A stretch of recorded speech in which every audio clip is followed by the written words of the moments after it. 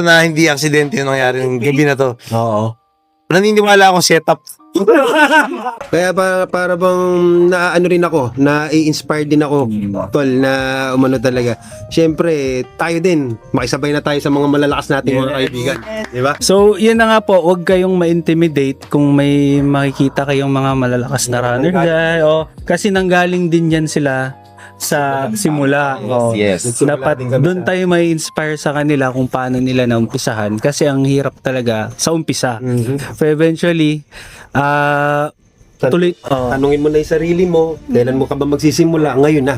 Ngayon na. Suot mo na yung sapatos mo, kahit anong sapatos pa, kahit tsinelas yan. Subukan mo tumakbo, dahan-dahan, walk. Yun na ang simula. Hanggang sa ma-fall in love ka na sa run. Yes. Sa kasama. Shoutout BNYD TV sa kung gusto magsimula sa running, i-follow mo muna yung BNYD TV. Nagsasayaw si For more, manager ng for more inspiring videos. Oo.